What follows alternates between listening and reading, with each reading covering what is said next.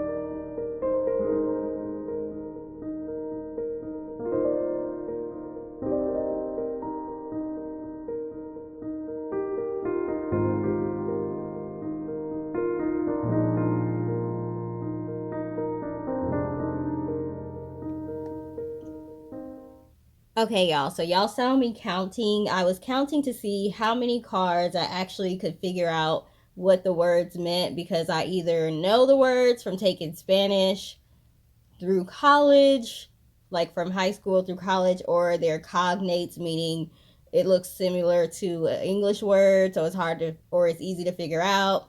So I was able to pretty much figure out what 23 of the 44 cards were or what the words meant without looking in the book. So if you took high school Spanish or Spanish in college, you should pretty much be able to figure out what at least a little over half of the cards mean, and then you can just look in the book for the other meanings. I don't know. Let's see, which one am I going to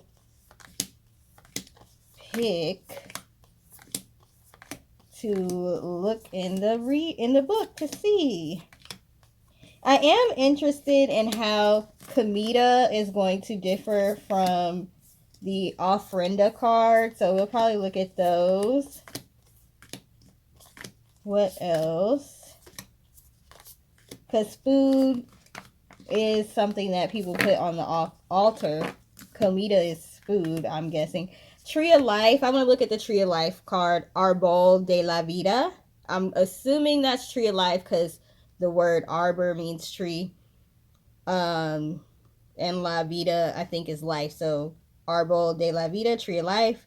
Number 44, which also breaks down to 8, which is the infinity sign. So that's interesting because that could represent possible reincarnation too. Okay, let's see what else. And I want to look at this card. I don't know how to pronounce this, but I'm interested because it has an owl on it, and an owl is one of my spirit animals. I think it's Nagual, but I'm not sure. Okay, so we will look at those cards to see how the book reads. So let's start with the one that I really am not sure what it means, but it might have something to do with an owl, which is number 27, Nagual. Okay. Plunge bravely into the unknown. The Nagual is the unknown. It cannot be talked about. It can only be witnessed. The Nagual is the superconscious. It's nirvana. It's the unknown that cannot be explained or reasoned. The Nagual gives you the unknown. It leads you to the totality of yourself. In no way can words convey the Nagual, but they open up the possibility. They allow an admission on the island of the tonal. I think this is kind of why some words can't be translated into English, because it's like there really isn't a lot of English words for it. But basically this just means the unknown, I'm guessing. Let's see what the message is for this. Beloved, you picked this card because you are primed for a breakthrough. Whether you realize it or not, you are ready to shake the scales from your eyes. Take a deep breath and release the pain you've been recycling based on a belief in lack or that you've lost me. That couldn't be further from the truth. The absence of my physical body is an invitation for you to become more transparent, to connect with me. Oh, so this is like a message from a deceased loved one, because I was like, who is me? Who is this me they're referring to? So I guess it's a message from the deceased loved one. I probably should have read like what all the book was going to be talking about. So I guess the messages could possibly be from deceased ancestors. So when they're saying me, they're talking about a deceased ancestor. Okay. So you may think that you've lost me, that couldn't be further from the truth. The absence of my physical body is an invitation for you to become more transparent, to connect with me by more deeply attuning to your psychic energy that proceeds beyond destiny. So this is talking about, even though you may lose someone on the physical plane, they are still connected and they are still around you. You can still connect to their energy if you tap into your psychic abilities. My passing is your initiation into more profound healing, wisdom, and awakening. This might feel overwhelming, but if you think about it, why else were you born? If you search your memory, you'll recall that that we made a sacred pact before we incarnated. So far, as strange as it may seem, I've kept my end of the bargain. Now the question is, will you? Let your vision blur so you can see that what seems so solid in front of you really isn't. Everything is energy, and energy cannot be destroyed, only changed. By definition, I am still with you, just in a new way. That is up to you to perceive and believe. And when you do, you will know it by the levity that will allow you to fly even while your feet still walk upon the earth. So this is just, like I said, talking about soul contracts also, because it's talking about how a lot of people believe, which I believe this at this time too.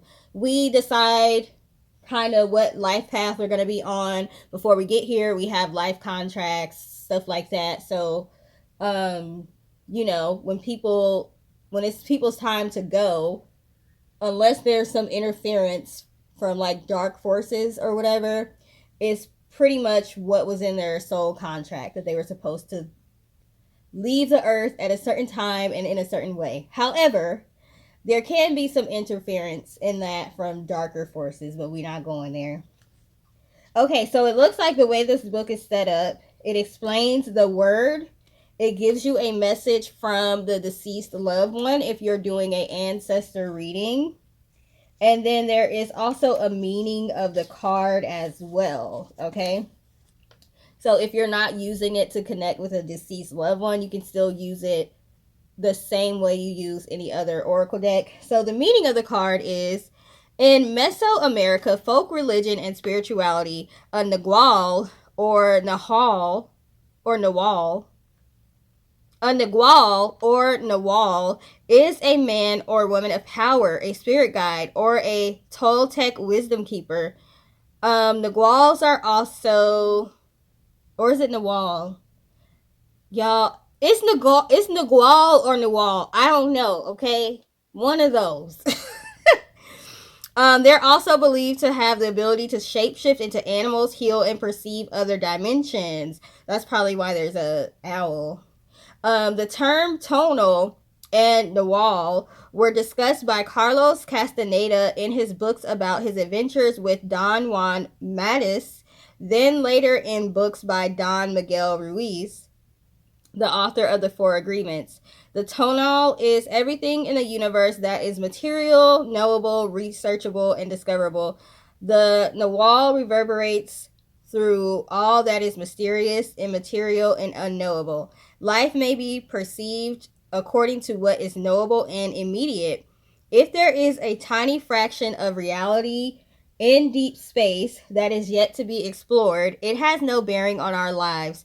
However, the reverse is true. Everything we know from scientific explorations in all the books lining library shelves and all that is accessible on the World Wide Web is tonal. And all that is tonal, as vast as it is, could fit on the head of a pin compared to the portion of the universe that is Nagual, the unknown or unknowable. It is the Nagual that runs the show of our lives. Phenomenon of death is the only upsetting when we identify with the tonal and believe it is all there is. So they're saying there's an afterlife. So if you believe there's an afterlife, death may not be as upsetting. Let's see. When we embrace the mystery of the Nagual and thus develop an empowering relationship with it, death and dying become an exciting adventure. I don't know if a lot of us reach that point. I think we reach the point of not necessarily being afraid of death.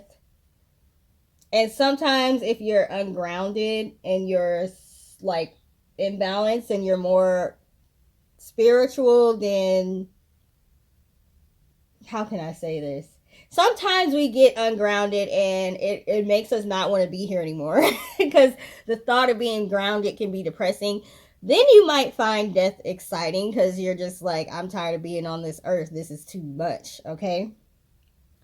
Let's see. When we embrace the mystery of the Nagual and thus develop an empowering relationship with it, death and dying become an exciting adventure. Frederick Lenz is attributed with saying, when you can command the Nagual, you have a great deal of power, and people know it intuitively. If they can plunge themselves into the Nagual, they can get anything they want in the tonal. You can also think of the Nagual as being no wall. In other words, in our ordinary mundane lives, it is as if a thick brick wall keeps us at arm's length from the enchanted realm of magic, miracles, higher intuition, psychic communication, and mystical awareness. The blessing of loving someone who is making or has made their transition from this world to the next is that we step out onto the rainbow bridge with them. Even though we don't cross all the way, like dropping off a friend at the airport, we can experience a thinning of the veil between worlds. Our perception is heightened, our ability to give and receive love is deepened, and our ability to tap into the rarefied realm is amplified. And they have a mantra. I embrace the Nagual with a heart open wide and an even more open mind, learning, expanding, and perceiving the vastness of life on the other side. So, in short, that was a long way, a long way of saying that there is an afterlife. So, death is not final. Okay, it's not final. It's just the end of being on the physical realm, but you have not completely lost access to your loved one. You can still access them via your energy and psychic abilities, and experiencing the death of a loved one can even help you to become stronger spiritually. It's kind of like what that was saying. It was a really long way of saying it, though. I feel like I can't even go through the other cards because we would be here all day. Let me do one more.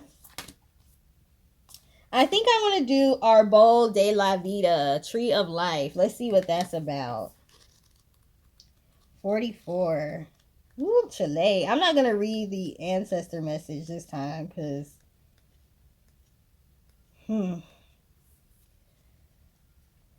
Okay, so 44, Arbol de la Vida. Stand tall knowing you are rooted to infinity, integrating heaven on earth. There's a quote here. He who gets close to the good tree will find a nice shade for shelter. And it says Mexican saying.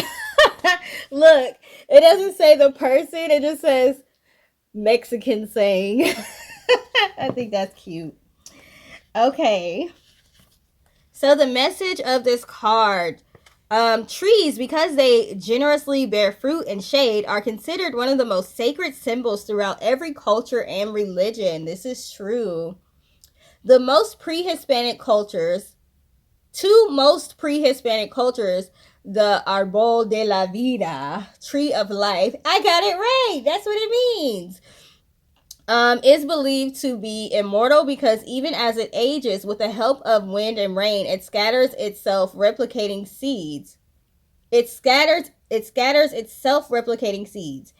Even on its deathbed, it's a symbol of growth, strength, eternal life, fertility, good health, and a bright future.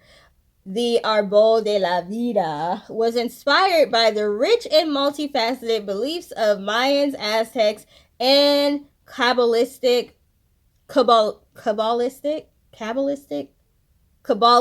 Jews who fled from Spain to Mexico during the Inquisition. Unfortunately, it followed them and practiced their faith in secret while publicly professing Catholicism. So you find that a lot of indigenous cultures and stuff, once they were conquered by the Spaniards, they had to pretend like they were assimilated to Catholicism. And I think eventually a lot of them really did. But a lot of them were secretly cloaking their own practices in Catholicism so they could still practice a lot of their own culture. I think nowadays we have become so disconnected from that, like the newer generation, so we don't even realize it. So a lot of the people that condemn spirituality don't even realize they might be practicing spirituality a little bit more than they think. It's just cloaked in religion. So it's like partial religion and partial like indigenous practices. So this is what they're saying here. This is why you find a lot of similarities in like with especially with like candles and stuff in Catholicism that you find in spirituality as well. And what do they call that? Where you eat the bread and the grape juice for the wine and the flesh of Jesus, the blood of Jesus and the flesh, communion, stuff like that. Okay, so the tree of life is believed to be the axis mundi, axis or pillar of the world. It unites the underworld, roots, earth, trunk, and heaven's high branches. The tree of life motif is a common design element in Metepec, Mexico, where artisans are known for crafting elaborate clay sculptures. Trees may depict Dia de los Muertos, the Garden of Eden, mermaids, acrobats, musicians, weddings, fiestas, birds, flowers, or anything else that inspires a creator. The mantra for this card is, my powerful roots give me the strength to reach high, bend, and weather any storm that blows my way. Okay? That is a tree of life. And again, I think it's cool that it's number 44, which breaks down to 8, which is the infinity symbol, which is also what the tree of life represents, as it represents eternity. Okay. So I like how you can kind of tie all that stuff in. And that's it, because you know, people be having short attention spans and whatever. I would love to go through more of the cards, but then the video would be too long. So I'm going to end it there. I'm going to have fun using these cards. I'm going to use these on myself for a while before I use them on other people. So that way I can get used to the words and pronouncing the words correctly and all that. But I really do like this deck.